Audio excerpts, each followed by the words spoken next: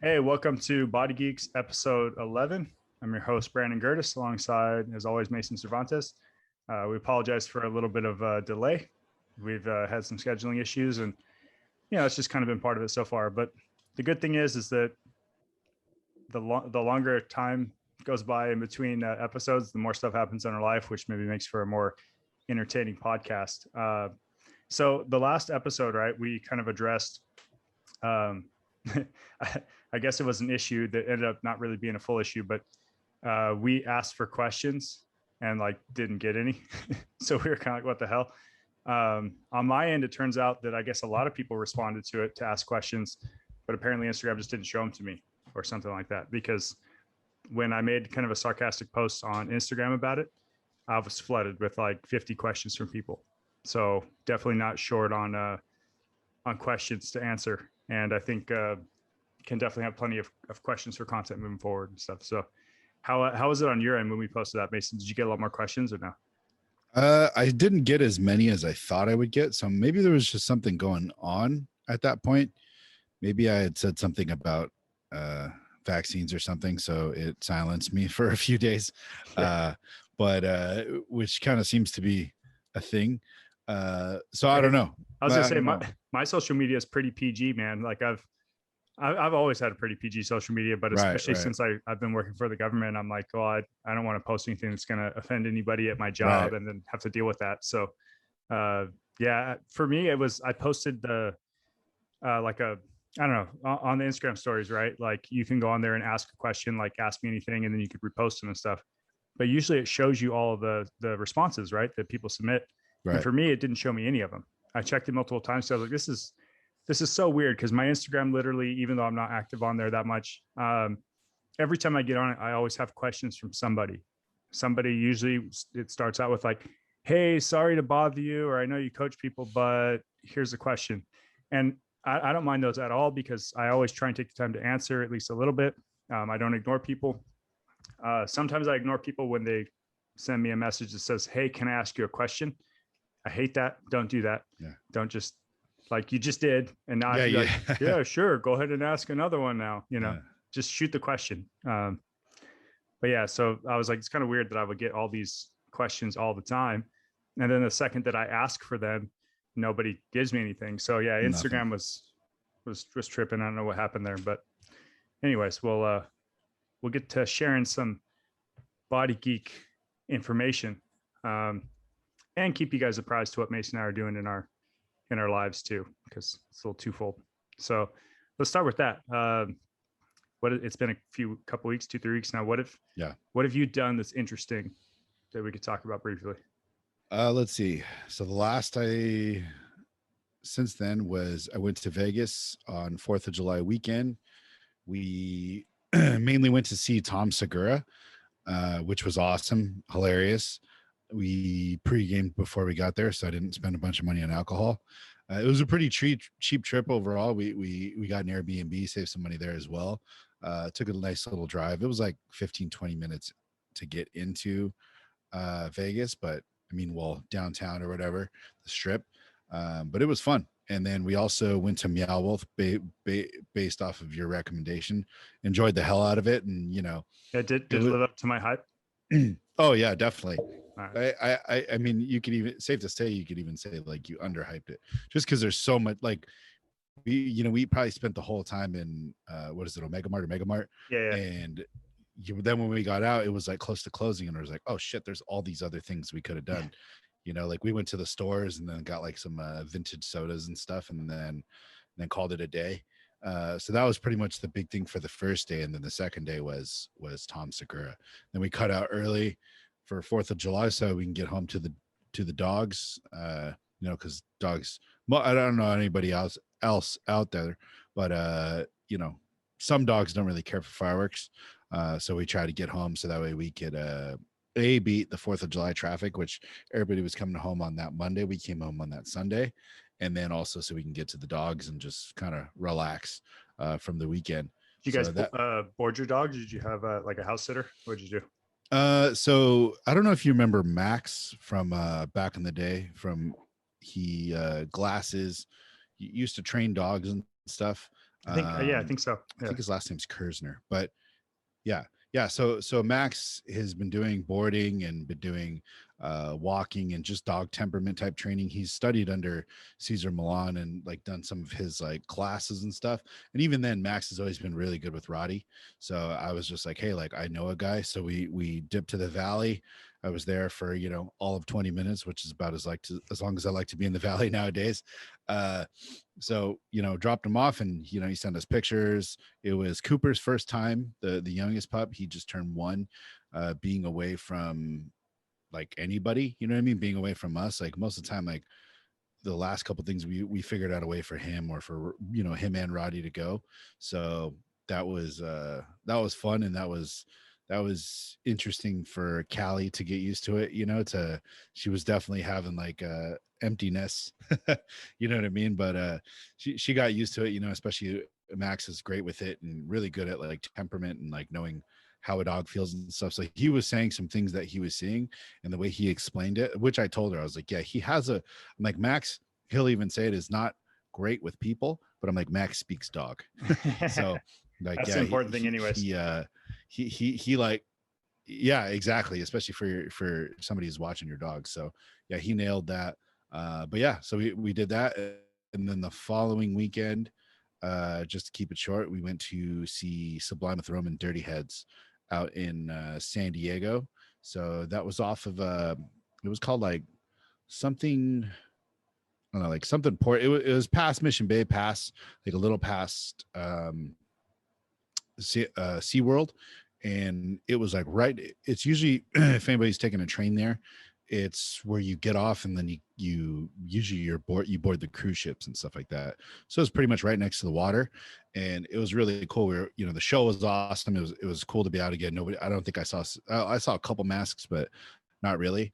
And then also as we would be watching, you know, the show, in the background you would just see jets fly in, you know, because the airport was right there. So that was really cool. But yeah, first show in a while, and that was Callie's first time seeing Dirty Heads and Sublime with Rome, and she's even a bigger Dirty Heads fan now. So yeah, that sounds like a fun concert. I spent a decent amount of time at Mission Bay when my mom was staying there for like the last 6 months. Yeah. And one of the tricks we had from the like RV park she was staying at is we took Riley a few times, but we could walk out and it's like right on the water, and across the bay is SeaWorld. Yeah. And at nighttime, like certain days throughout the summer, they do a fireworks show. Yeah. And so it's cool to see like the fireworks exploding across like the bay and reflecting off the water and all that. So it makes it kind of fun. So I'm guessing you guys stayed at Camp Lynn on the bay? No. So there's 2 different ones that are they're owned by the same people. There's that one, which is like kind of like a party, which honestly looks like a more fun place to stay. And then right around the corner, right across from that is like more of a sleepy, like RV park for like, I don't want to say for older people, because there's still plenty of families and kids, but it's like, it's the non-party part of it. Oh, okay. You know, like where people want to like, I mean, they have like on weekends, there's a lot more activity. A lot of people doing like little fires and playing music, and kids running around on bikes with lights and stuff. So it's still like active, but there's also like a decent amount of people there that stay there for like a longer period of time, like retirees and RVs, things like that. But that Campland or whatever, I would always look across the bay at that, because I'm like, there's like a full-on outdoor bar with like live music playing. Oh, really? Like a campground. Yeah. It was wild, but it's different. Yeah. I actually knew about that place because we grew up pretty much staying there. Like we stayed there a lot when I was a kid. My grandma's church would always take like a trip there every year. So, and my grandma just loved going there and staying there. So like we would often take trips there and like stay, you know, with my cousins and all that, and go fishing at, like, you could take the boats out of there. So we'd like launch boats out of there and then go fish and stuff like that. Had some good fishing trips. But yeah, I always remember, just because the second you said SeaWorld's across the bay, I was like, oh, I know where you were, you know? Yeah. No, it's basically pretty much the same place. There's 2 different entrances. And they're pretty much within walking distance to each other. But no, I loved it. I actually think that, especially if we're going to be staying in SoCal, right, that I would love to, especially when I get like a small trailer or something, like take my kids down there and have that be a thing that we go down and spend like a 3-day weekend or something. And it's a lot of fun. And you're literally right on the water. And San Diego is just a cool place. Like, I should move there. We should move there. Yeah. There's I think there's been some openings in my union talking about openings in San Diego, and I've been like, maybe. Yeah. I would, if we had the opportunity and it made sense, I think we'd go down there. But Becca's family's pretty rooted here, so we're going to be in the greater Orange County, Inland Empire, Los Angeles area. It's probably where we'll be. So I'm actually hoping to be house shopping soon. It's weird, like with the markets and interest rates and all kinds of stuff going on, but at a certain point, it's like it's going to be a home we're going to be in for a long time. So there's no bad decision there, and it's taken us. I mean, Beck and I were fortunate enough that we had a home in the valley, right? And then we sold it and made a little bit of a profit, but it's taken us the last 3 years to get back in a position to buy another one, so it's this is a good segue into what I've done recently, because trying to survive in Southern California and buy a home and like raise a family and stuff, it's incredibly difficult. It's way too expensive and crowded. It's just nuts. But the one thing I've learned is that if you can do it here, you're kind of set for life anywhere, because 99% of the world is cheaper than Southern California. So like, if you're buying a really expensive home here, it's almost like part of a retirement plan. If you don't have anything else, because you could always end up selling your home upon retirement and moving to like Florida or Arizona or all the other retirement communities. And the cost of living there is so much cheaper that you then take the equity from your home and you can pay something off and then throw the rest of that to a retirement account and be like good. But anyways, not to get too much into that, I've realized something, that there's obviously a ton of negatives about California and Southern California in particular, especially when it comes to cost and expenses. But there's also a lot of really cool reasons to live here. I mean, it is pretty cool to be able to drive down to like San Diego for a concert on a day trip, right? Like we have unlimited restaurants, different types of foods to eat at. And there's so much exploring to be done here, which I think that like as I embrace all of that, it makes it more of a cool place to live. Because I was like, if people vacation here, and even if you live here your whole life, you're still always encountering new things you could do and see and stuff like that. So yeah, I'm trying to be optimistic and positive, because I just spent like 4 days in Montana with the family visiting my little brother, and I was in my personal heaven. I see why my brother lives there and why he wants everybody else to move there and be around him. But it was pretty awesome, man. Like there he's at is Flathead County, which the whole county itself might have like 100,000 people. So it's not crazy populated, but they're right there at the base of Glacier National Park, which is a huge tourist attraction. So every summer that county probably has like 500,000 people in it, just because the amount of tourists coming in to check it out. So there's several little towns there. They have like these cool old like downtown scenes. But they all have like cool little like eateries or bars and restaurants and shopping and stuff. So like you're like in the mountains and like an outdoors paradise, but there's still enough like social aspect of it in the cities to make them like you want to go out and bar hop, like they have that, which you wouldn't expect that from like some small little like Montana area. And then dude, no joke, they probably have like 20 lakes there that would be like amazing fishing or water sports. We had one day where it was like a 4-hour float that we did.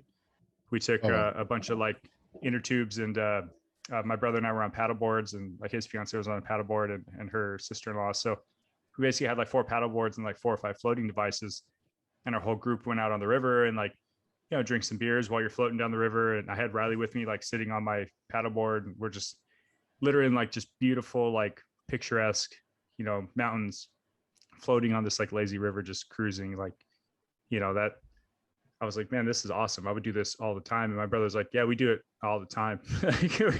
We have a day off. It's like, hey, let's go for a float, and just so chill, But I don't think it's in our plans or our cards to relocate that far, because that would be starting new jobs and careers again, and being really far away from Becca's family and all that. Plus the winters, it gets like -5. So, the summers are great. The winters could be kind of rough, I think. I'd be happy. I'd be snowboarding all the time and stuff. But yeah, their cost of living there is still much cheaper than here, obviously. But they've recently, because of the pandemic and the housing market, their prices have skyrocketed too. So Really? yeah, my brother's kind of running into the same thing because the pay is not as great as California, right? Because usually more expensive places pay more. Right. And so for them, they're kind of in like the same position almost as we are, just because their pay hasn't caught up to their cost of living in their housing market.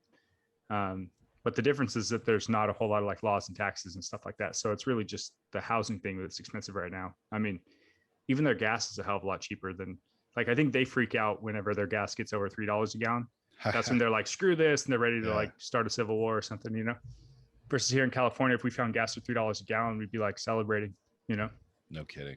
So yeah, that was a blast. That was a much needed getaway for me, and it's the first time I've actually visited my brother since he moved there a couple of years ago. So you know, he's doing well, and it's nice to go like visit him and see him in his element and the life he's built out there kind of on his own. So it's pretty cool. But that's pretty much it. Only other thing I have going on is all the usual stuff, but I'm like flirting with 195. So I'm still adding mass, still slowly growing. So I'm happy with that. I'm hoping I'll actually crack 195. I think this week. I bumped my calories, and I'm gonna just make a push for it. See if I can get the scale to budge. That's damn. That's legit.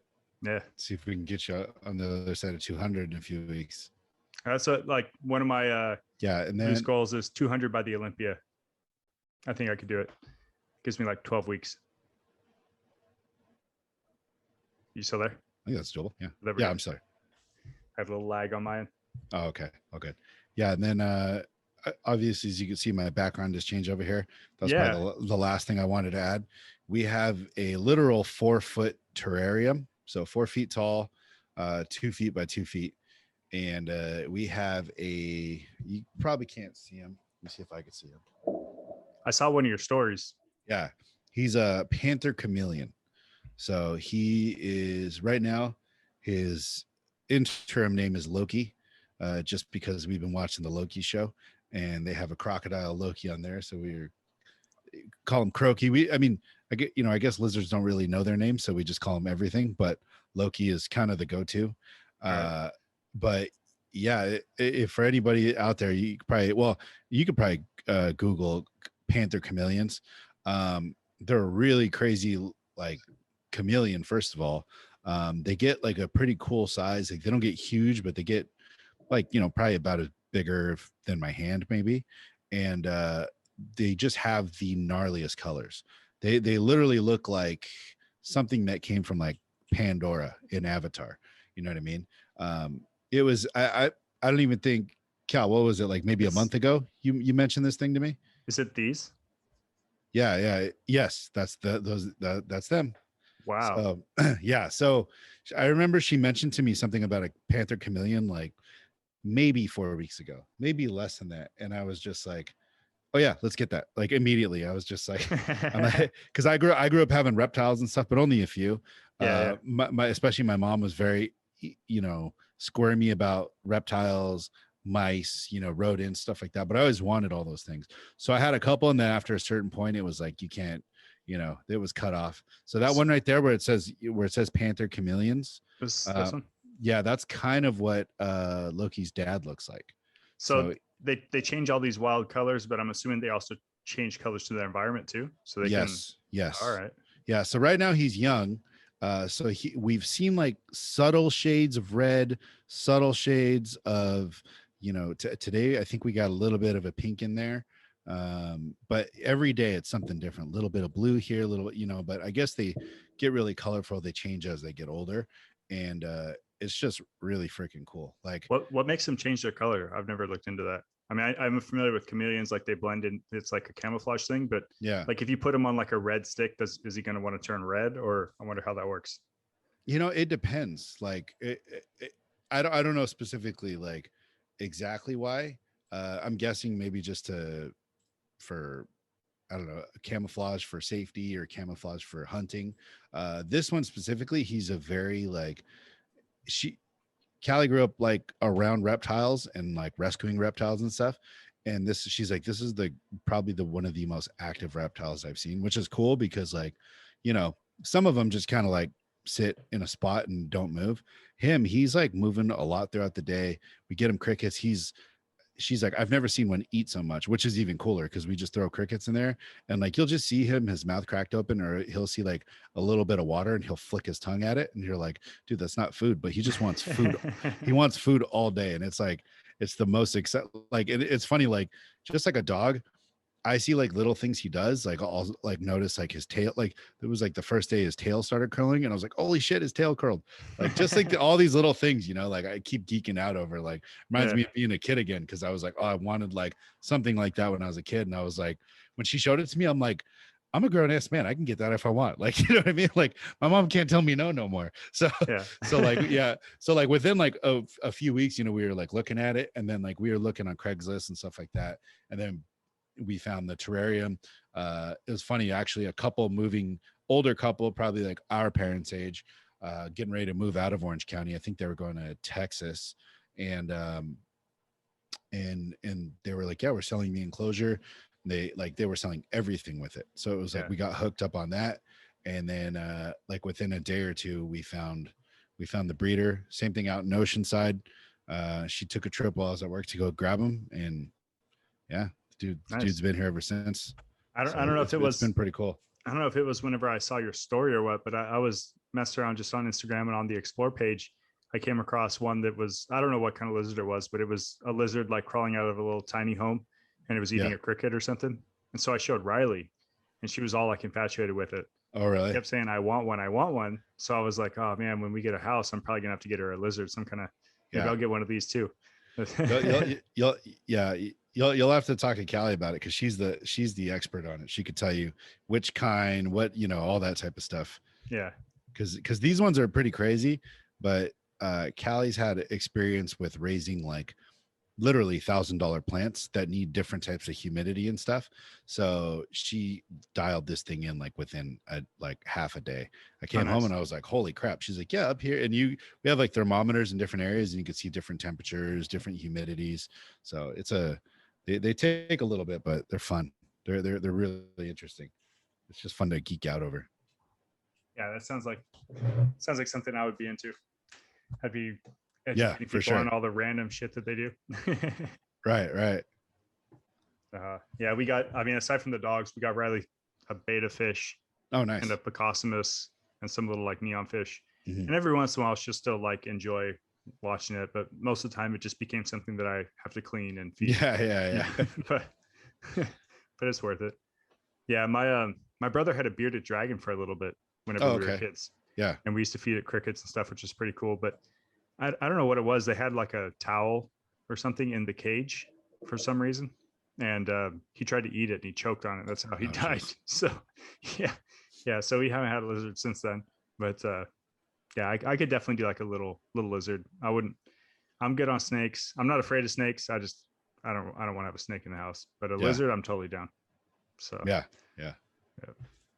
I'm sure this will turn into, well, we can also like breed these because they go into like they get up there in price depending on like their colors and stuff. So I'm sure we're gonna end up eventually with more that, you know, a few of these, and then I'm sure snakes will come and everything else, which I'm good for. I like snakes. Yeah. And that was one when I was a kid where like I always wanted one. There was like two things I didn't get. One was a rat. I wanted a rat, and then I wanted a snake. And those were like the two things my parents were like, nope. Yeah, we had some hamsters, never rats though. But we used to take them and like put them in the little ball and let it run around the house. And then my first dachshund that I had, Conrad, he used to like try and get it out of the ball, protect the ball. And I'm like, I gotta watch him because he'll eat that thing. Yeah, he'll kill it. Yeah. All right, so let's transition on here because we only got about 30 minutes left of today's episode before I got to run. But so some of the questions we got, you know, we went through them and we definitely have plenty of content and things that we can cover. But there was one in particular that I had like 3 or 4 different questions that all kind of centered on the same thing. So I think that'd be a great question for us to answer. So one of the first ones says, maybe for the next podcast, how do you know when you're ready for PEDs, right? Or how do you know when you're ready for gear, or performance enhancers? Before we answer that, another question was, how would someone actually really know when they peak naturally? So I feel like those two things kind of go together. You know, when are you ready for performance enhancers? When do you know when you've peaked naturally? Um, and then the last one that kind of goes with it was, what's the youngest or soonest you'd recommend someone to start taking gear? So I feel like a lot of those things tie together. So you want to answer that first, Mason, or how should we? Yeah. Ooh, okay. Let's see. Well, Or maybe we'll talk about one of them. Like, well, I guess with age, you know, that's such a tricky one. I mean, all these are tricky things because really, you know, they're all like, A, we're not doctors, you know. B, I'm also, this is all hearsay and stuff I've read, and I'm not giving actual advice, you know, whatever disclaimers I can put out there. I'm not you know, I do your research, and I'm also not admitting to personal use. You know what I mean? well, yeah. But Here's the PC answer to all those questions. Is that you don't have to find the answer to that. You take it if the doctor prescribes it to you. That's the exactly. PC answer, right? Yeah. You know. Yes, that's the PC answer. The biggest thing is age wise, you know, I think the general recommendation is probably, you know, late 20s, early 30s, you know, around there. Well, Maybe even mid 30s at all. Yeah, to piggyback on that, the biggest reason people are encouraged to wait is because your HPTA, so like basically the system where your body produces its own sperm and testosterone, it continues to develop beyond puberty. So some people think like, oh, you hit puberty as a teenager, and by like 18, you know, this arbitrary number, you're now a man, right, or a woman or whatever, like you're fully grown and you're done developing. The truth is that your body still continues to develop beyond that, and the HPTA is kind of it. I don't have the actual scientific reference for this, so it may not be the exact date, but basically your HPTA is still developing until you're in your mid 20s. So Right. anything aggressive that you throw at it, like using gear and stuff like that, you run the risk of basically causing permanent damage and not being able to fully develop. That's the same thing with people that, you know, now that marijuana has become legalized in a lot of different areas, they're starting to research it more, which is great. And they found that you know, what was kind of always viewed as like a harmless substance, that people that use it, you know, they actually don't know if it's one time or 10 times or whatever habitually, but when you use it at a younger age, you actually you could do some permanent damage to your brain in the way that it works. And so that's one of those things where it's like everybody always thinks that, you know, oh, well, I'll just do like just a little bit, or I'll just do it for like a little period of time. And the truth is we don't know if that one time you do it, if that's enough to like permanently jack you up. And maybe you don't notice it. Maybe you don't notice that you're jacked up, but I don't know.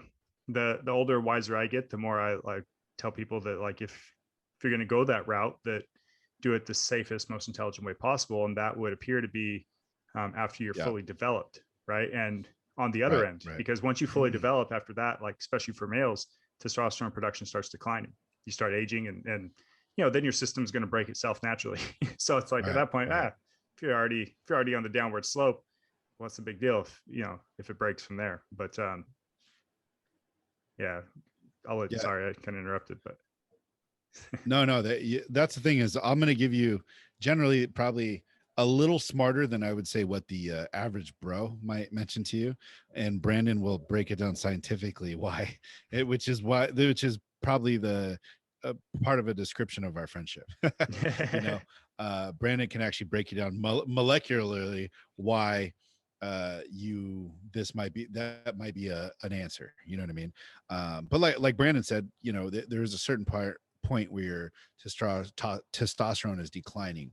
Now when it comes to maturity, age, or say like muscle maturity or training maturity or beginner or all that type of stuff, I think most people that ask us are probably in that age where it's too young, or we would say it's too young to be jumping into it.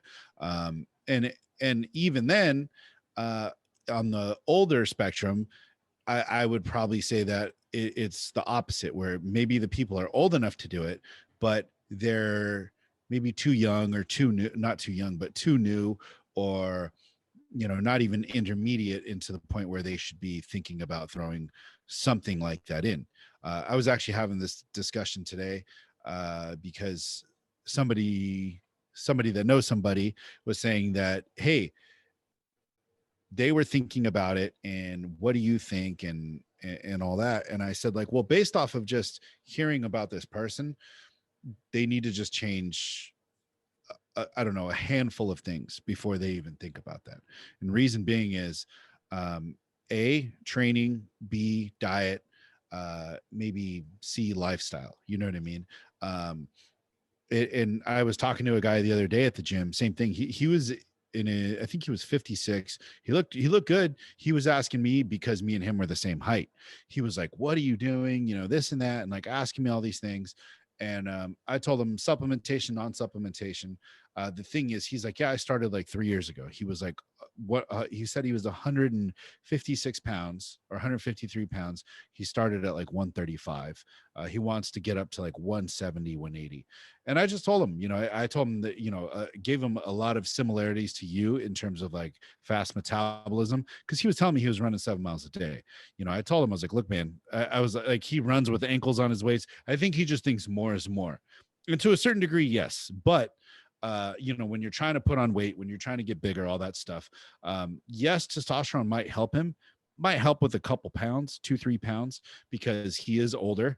So it's going to help maybe jumpstart his system. But at the same time, say a guy like that, who is basically burning the candle really hard at one end, he needs to A, probably move less, B, eat more, or just eat crazy amounts more.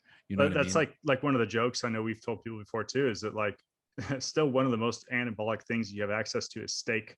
So yes.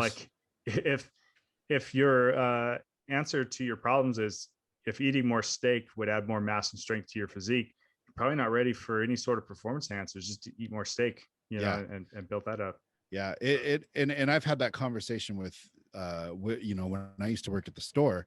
I would have guys come in and they would ask me stuff, and then they'd be like, hey man, like, come on, like, tell me, this and that. And like, come on, like, they'd always give me like, come on, man, Yeah, give me the secret. It's like, yeah. And I would tell them, like, cause they would say like, come on, bro, I see you in the gym and this and that. And then eventually I'd be like, okay, how much protein are you eating right now?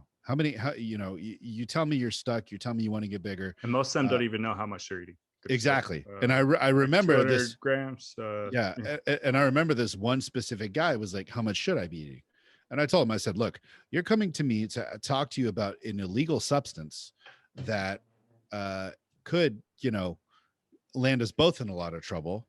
And you want me to just give you that answer willy-nilly when you don't even know how much protein you should be eating on a daily basis. And I told him, I said, because I this was all true. I said, I come into the gym before you and I leave after you. And, you're in and out, and I only see you a few times a week. I'm here almost every day, So based on that, I know everything I'm eating, I can tell you how much water I've had today. I can tell you how much, all that type of stuff.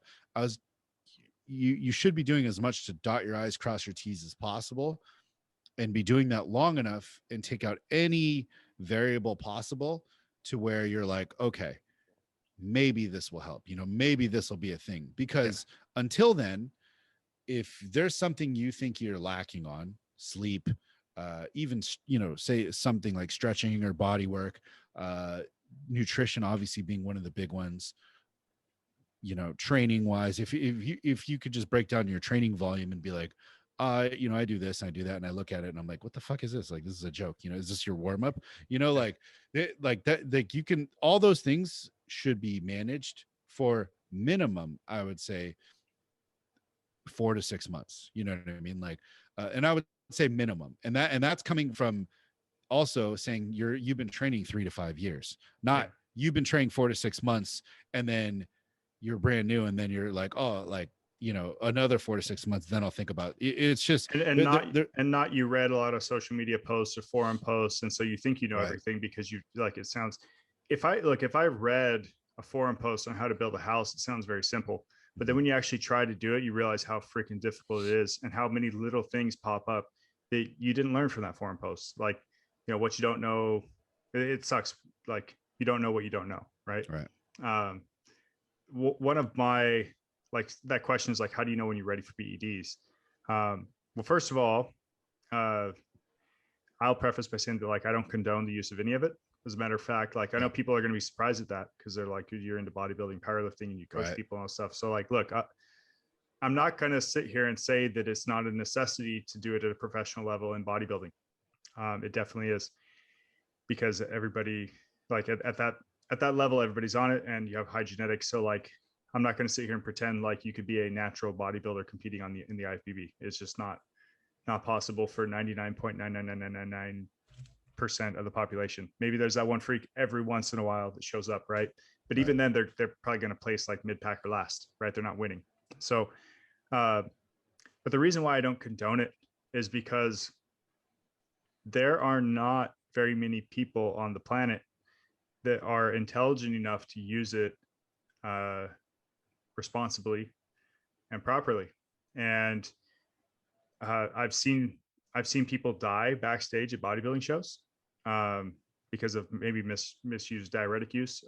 I've seen people come to me even as clients with their blood work, on the point of, like, hey, if you don't fix this, a heart attack is in your future, probably in the relatively near future. Your cholesterol is jacked, your liver enzymes are sky high, your kidney function is low, your blood work is just screwed up. Like, sure, you feel great because you're on a bunch of juice, and you look great because you're on a bunch of juice, but you're when it comes down to it, you're just straight up unhealthy. You're more unhealthy than even the guy eating potato chips doing nothing, right? So, like, and when you've seen enough of that, um, it gets to a point where you start to, for me anyways, start to realize, like, okay, these, like, glorified beauty pageants or strength contests, as much as, like, I love this stuff, it's a huge passion of mine, and I'm all about, like, pursuing it because it gives you meaning to your life. But at the end of the day, it's like, is it worth killing yourself over? And it's not. Yeah. Not even being Mr. Olympia is worth killing yourself over, so that's why, like, I don't condone it, because I feel like even a lot of coaches, like, as intelligent as I am, and as much as I am health first, it's like I tell my clients even, like, hey, that this is not good for you. It's just it's kind of similar to, like, a race car driver knows that they're putting their life in danger every time they race, right? But they do it because they love it. So this is kind of the same thing, and I just don't see enough people preaching that. Everybody wants to say, like, well, my buddy did this and he's fine, or whatever, or like, well, I'm just going to use a little bit, and it's just beyond that. So that said, I don't condone any of it, but I do find it fascinating because of the world that I'm in, and I do Right. like the science behind it and everything else. So I'm into it from that perspective, from, like, an educational perspective, and that's the type of responses that I want to give on this podcast. I don't want to straight up tell you, here's the exact doses of a compound that you could use for a show. I'm not going to do any of that. Right. I'm going to talk about the more important parts. So how do you know when you're ready for it? Well, first thing is, what's your age? You should be at least mid to late 20s. I don't care if you're the next phenom. I don't care. Like, you could wait, right? Uh, and then secondly, Yeah. are you trying, or are you knocking on the door of doing something that is beyond natural? Meaning, like, are you trying to do your first cycle of stuff to do some local powerlifting meet or local show, to do something that, like, natural people can do? Because if the answer is yes, you're trying to use this stuff as a crutch, and it Right. should be used for enhancement. Yeah. So if you're somebody who naturally has accomplished a lot, you've built significant muscle mass and strength or whatever, and you're like, I think that I need to use this stuff to get to the next level, then maybe you're ready. You got plenty of years under your belt. You've obviously learned how to build muscle and strength and burn fat naturally. You've established a very good foundation for your physique. And then you're at the point where, say, like, in powerlifting, you're like, the people I'm competing with are all geared up, and I'm right there with them. And I think this is going to help me win, help me set records, help me win national titles, help me be an elite lifter, right? Or if you're a bodybuilder, I think this is something that's going to help me, maybe become a pro and be on the pro level, right? That's when people can consider it. You'd obviously want to get blood work, monitor health, work with professionals, work with medical professionals. Like, you have to take it serious. The other thing is, are you ready to spend more money on health and health supplementation and things like that than you do on the actual gear that you're going to buy? Because I run into a lot of people that, oh, they're quick to buy all their gear. And then the second where I was like, hey, you should buy some like CoQ10 with PQQ. It's a good antioxidant, can help keep like HDL cholesterol higher. And they see it's like maybe a $40 or $50 bottle. And it's like, oh man, but I'm already spending like $200 on all these other health supplements. And I'm like, well, do you want to take the extra gear to like build a little more muscle mass and not be able to afford the thing that's going to protect your heart? I mean, come on now. So are you ready to accept that risk and responsibility? The other thing that this is speaking to the younger people, I'll tell a story. I did 2 teen bodybuilding shows in 19.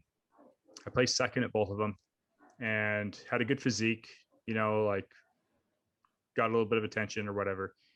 And this was around the time that a guy named Trey Brewer, if anybody remembers him, was real popular, was signed with BSN, was actually making money with magazine contracts and supplement sponsorships and stuff. It's all before social media.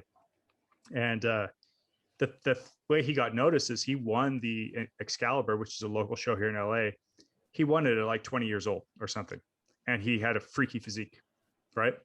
And so he became like the next hottest thing in bodybuilding, and he got all these endorsements and everything. So in my mind, I was like, well, 20, I'll use stuff and I'll show up and I'll be like the next hottest thing like that and arrive on the scene. And 2 things happened. One, I did my show and I got my ass kicked and I was not ready, and the gear didn't do what it was going to do, which showed me right away, gave me humble pie and said, eat this. You're not the next hot shit, And then I also followed Trey Brewer's career, and he never even turned pro. He fizzled out, and then that was it. And his career was done. I think by the time he was probably in his, 27 or something. Like he didn't continue for a long time afterwards. And I've seen that so many times where somebody is really good in their early 20s and they go hard, and by maybe 26, 27, 28, maybe by 30, they're kind of done. They're burnt out mentally, they're burnt out physically, and they're done. Very few have gone beyond that. Now, compare that to most guys in bodybuilding don't peak until their late 30s. Most powerlifters don't peak until their late 30s, early 40s. I mean, Stan Efferding did all the stuff he did at like 46 or 47, Sean Roden won the Olympia, I think, at 43. Most, I mean, look what Dexter Jackson is able to do clear into his 50s. So I'll tell a lot of younger guys, I'm like, first of all, if you think that you're going to be the next hottest thing and you're not, right? Like if you are, it. People tell you, money comes your way, stuff like that happens. But if you just think like, well, I know it, I'm going to show everybody. Here's the truth. You're probably not that special, And so the better route for you, if you truly love bodybuilding, and even powerlifting, but speaking more from bodybuilding, is to take your time, slow way down. Yeah. Even if you turn pro at like 34 years old, 35 years old, those are your prime years that you could then go as hard as you can for a short amount of time and have a very good professional career. I'll give a great example. Breon didn't turn pro until like his early mid 30s, right? And then he went on and we won a couple classic physique titles, and now he's still one of the top guys in the world at 41, right? But I wholeheartedly believe, I mean, genetics aside, that the reason that he's able to be at the top of the game that he is and have the physique that he does, he looks 30 or less, right? I think it's because he waited. He didn't get into it till he was older. So I preach it all the time. I'm a long game guy. If you work with me as a client, if you ask me for advice, I'm going to give you the advice that's going to help you reach your best. But you won't reach your best in one off season. You won't reach your best in 1 year overnight.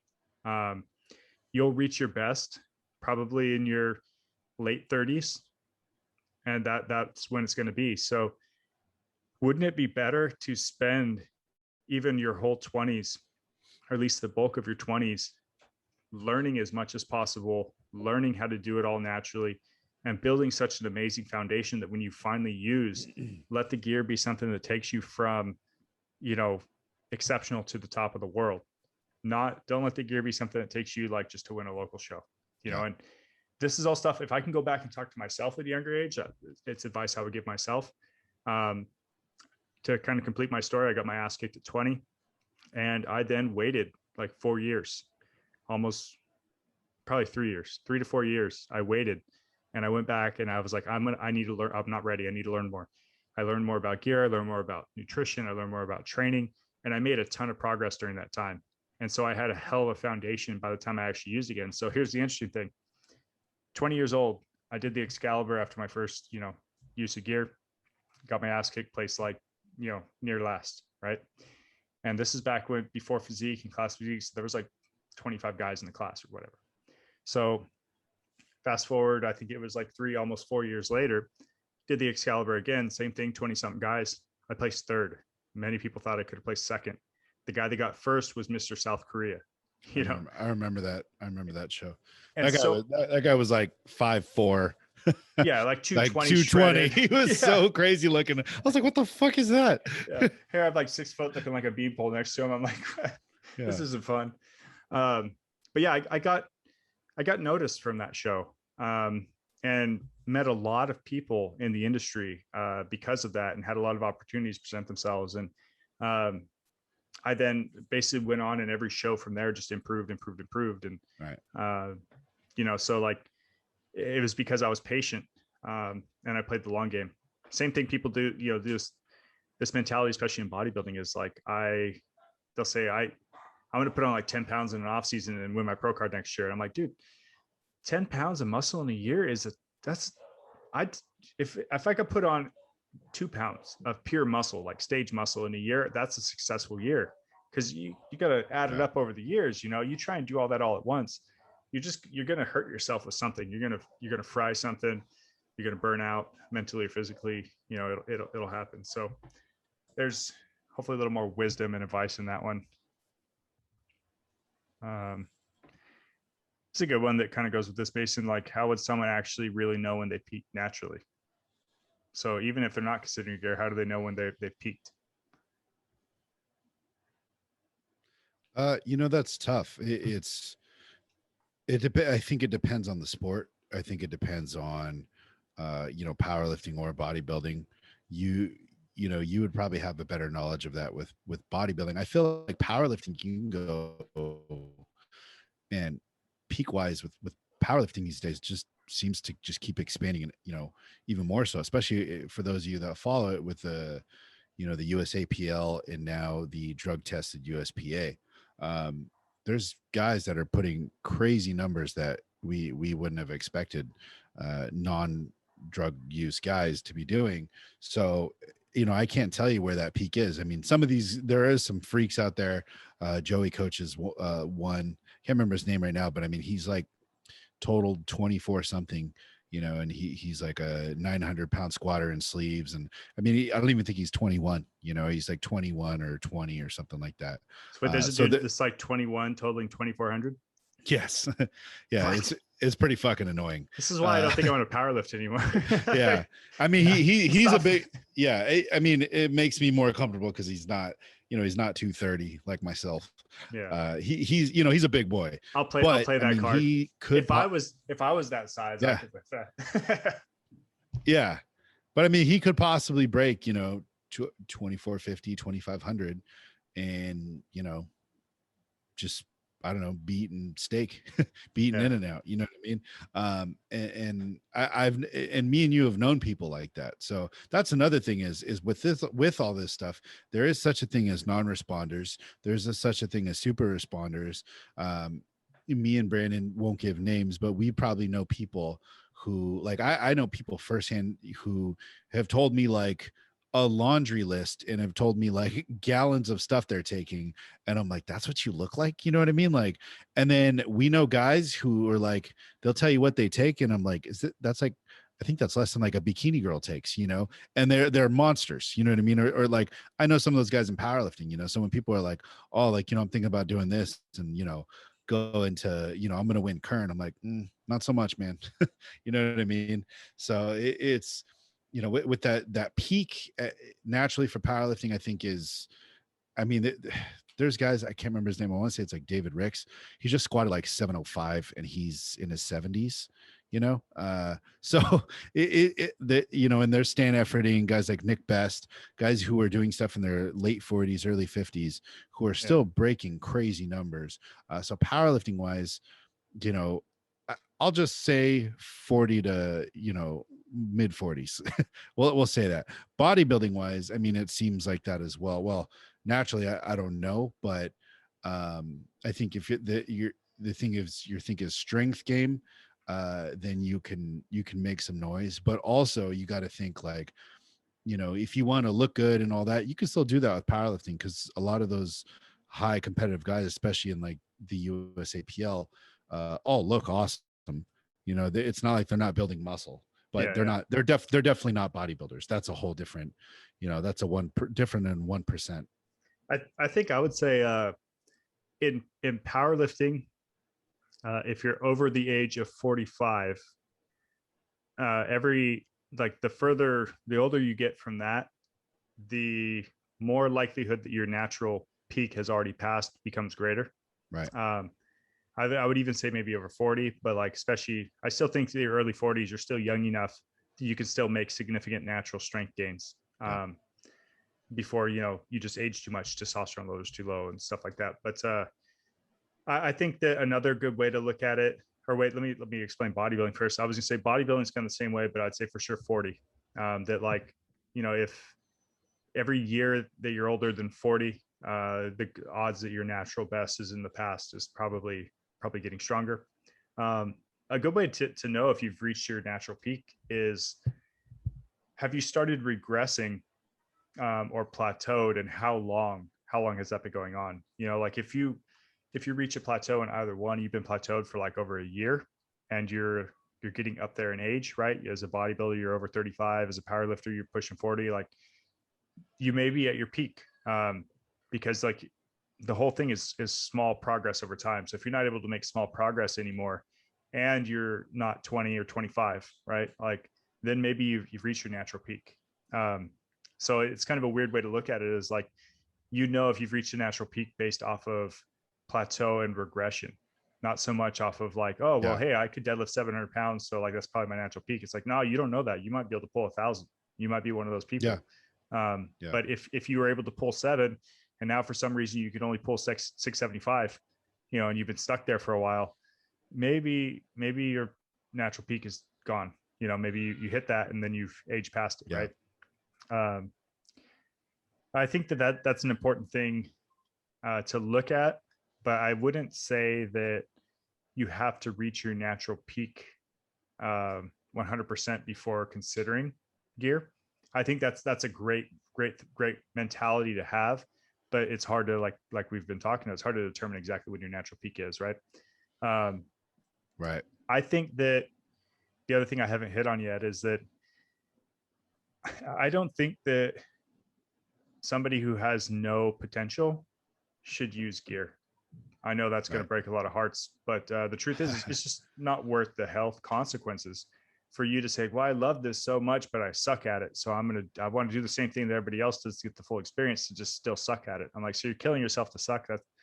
That's not good. So almost literally killing yourself. Yeah. Like, naturally, can you do things naturally that like people on gear aren't doing?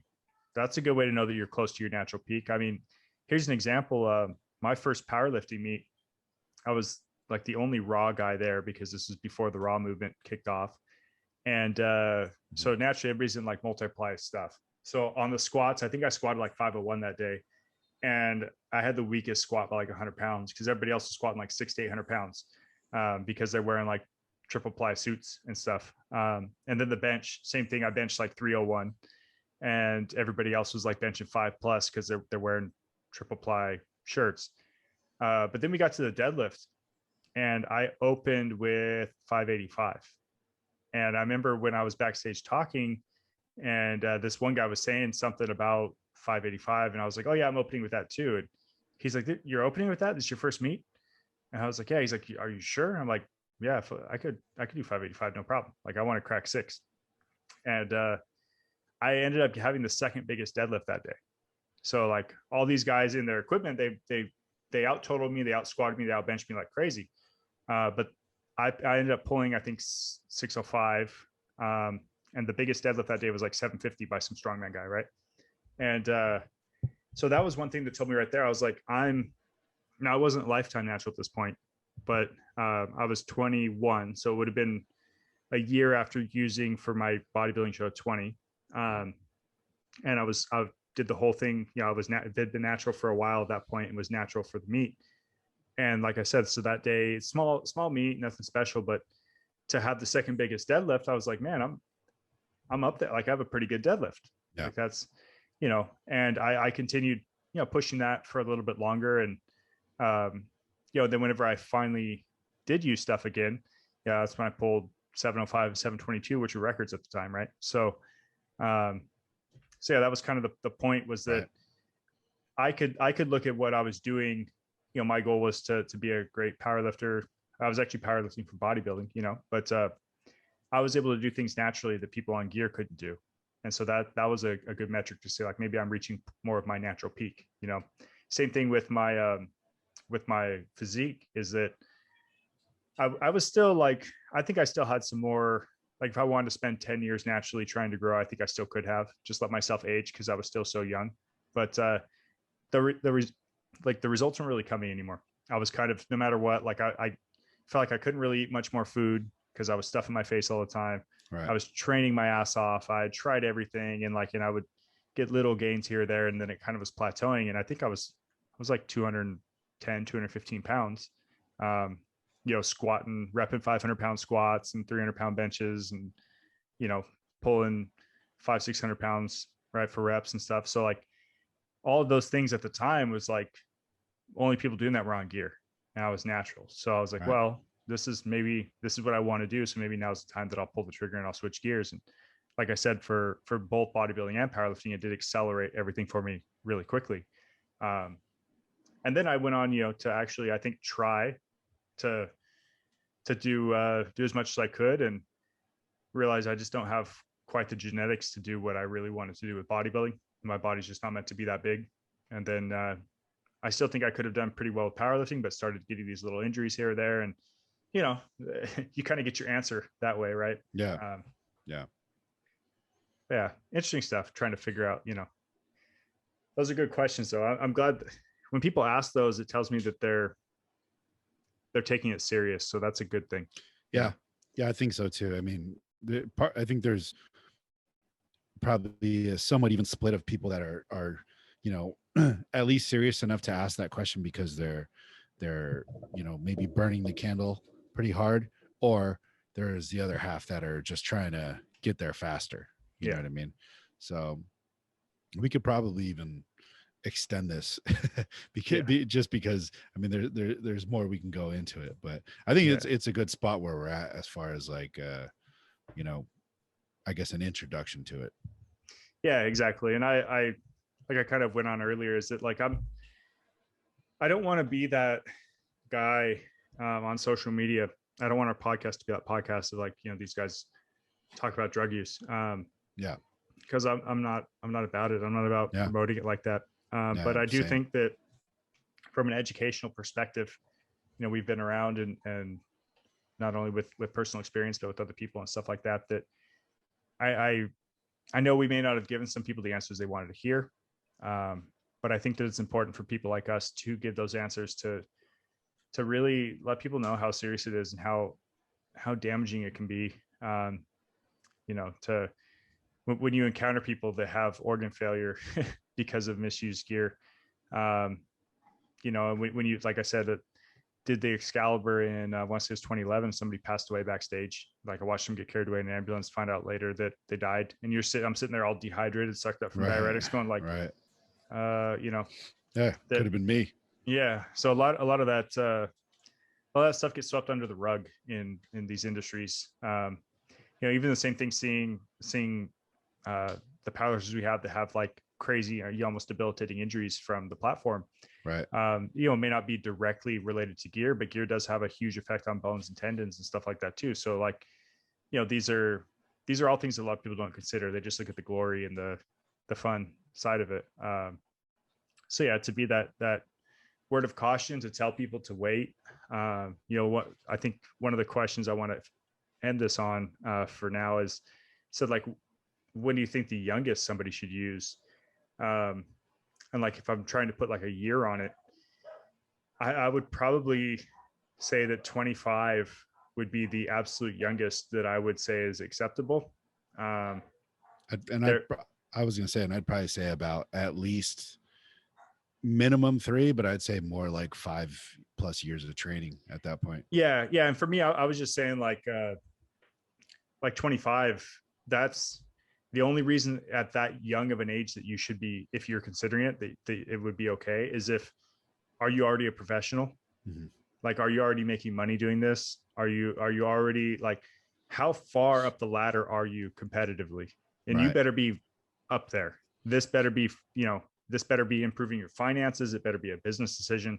You know, if nobody knows who you are and you haven't done shit, don't even consider it yet. Like, you're not ready. You gotta pay your dues. You gotta learn more. You gotta build your physique up and get ready. Right. Like, so I think that a lot of people think that, oh, well, if I become this like famous powerlifter, putting up these big numbers, or a pro bodybuilder and I'm on the Olympia stage, that like, you're going to be rich and famous. And the truth is, you're not. You can make, it's all about social media nowadays. You could be natural and have a popular social media channel and you'll make way more money. So like, don't kill yourself with gear chasing a title because you think it's going to lead to some sort of financial reward, because it's probably not. You know, sure, maybe you'll get some supplements, maybe you'll get a supplement deal, maybe, you know, maybe these things will happen, but it's not going to be that. All they're going to care about is they're going to look at you and say, okay, well, what's your social media like? Right. You know, that's where it's at. So that's all the more reason to stay natural longer, and focus. That's, unfortunately, that's now part of the thing you have to do, is not only learn how to train and how to eat and build the physique and the strength, but you also have to learn how to run your social media like a business. You know, you have to, how are you engaging with your following? How are you building your following? Because that's what companies are going to want from you. So, you know, in order truly to be the best, like, you know, to make this a business, you have to do that as well. Because even if you were absent on social media until you were a world champion powerlifter or a pro bodybuilder, in order to make money, you're still going to have to utilize and leverage your following, right? So like, say you did it the right way, which to me, the right way is you actually accomplish something and then people follow you because you accomplished something. You know, that's different than what these influencers do, where they just chase fame, right? Once you get that following, you have to know how to run that like a business. So there's just a lot to do that. Gear is really the icing on the cake. You better bake the cake first. So, yeah, 100%. Well, maybe we'll touch on this some more in the future. I know we got a lot more questions, and that this is something I think we could dig deeper into as well. So, oh yeah, for sure. All right, man. Well, I think we're running out of time. You got anything else you wanted to add or mention before we go? No, I mean, I just kind of to reiterate on like everything you said, you know, I think I probably I come from the same background where I probably couldn't tell you a single thing that any of the athletes that I coach is on, because I don't coach them for that. You know what I mean? And the ones that have maybe taken that step, they probably would have jumped on it 3 to 5 years earlier if it wasn't for me, because I told them no, you know, or I told them you're not ready, or I told them, you know, all that type of stuff. Same exact thing. It was just like, there's so much more hoops you got to jump through and to get these things settled to where, you know, that is maybe a thing. But, you know, like you said, there's just certain things you don't coach, and there's certain things you're not going to tell somebody this and how much of this and da da da. You're there to make sure to see them through the long game. And that's, having that experience myself, that's what I'm trying to see all my athletes through, is like, hey, like, I'd like you to go as long as you possibly can, and then eventually maybe end up in my seat to where you're helping somebody else out and, you know, returning the favor. Yeah, that's my whole thing, is I want to help people become their best, and that's going to be a long time in the future for most of the people that, you know, I help. And even if they move on after I'm grateful. Most of my clients have been with me for a long time. Most people that work with me, they stay with me for a long time. But that's my goal, is that I like to try and educate and pass on knowledge as I'm going. I don't know everything, but I know a lot more than most. And I'm just trying to take that from here and give that to my client, because that's going to help them in their long run. Even if they go work with somebody else, then they learn from them and they apply all of that. That's the number one thing you could do. Like, if you're working with a coach that doesn't want to educate you, don't work with that coach anymore. No. That should be their primary goal. Making you stronger, making you look better is almost like the secondary goal in a way. And you as a competitor, your focus should be on absorbing as much information as possible. Sure, you don't have to be the guru. You can always work with a coach. You can always work with a guru or whatever, right? And it's probably a good thing to do that for most people. But just because you have a coach doesn't mean that you shouldn't be learning and absorbing information as well, because nobody's going to know you better than you. Nobody's going to know your body better than you. And learning as much from others as possible, that's really the key to that success in the long run. And yeah, at the end of the day, after you've been doing it for a long time, then you get to then pass that information forward and spread that knowledge, So no, very good points. All right. Well, I think that'll do it for episode 11. Episode 12 will be coming to you at some point in the future. Whenever we get together and talk about it. Yeah, exactly. Last couple of things. Feel free to, if you have questions that you'd like us to go over like this, you could leave them in the comments on YouTube. You could send DMs to Mason or I on our Instagram, right? Or the Body Geeks Instagram. There's many ways to go about it. I know we're not people. Sometimes we may not respond right away, but we're not people that ignore messages and whatnot. So we will get back to you. We might just say, hey, that's a great question for the podcast. We'll answer it there, or give you a response. But please, if you have questions, feel free to reach out to us. Mason and I are both down for that. So agreed. All right. Well, until next time, you're watching Body Geeks.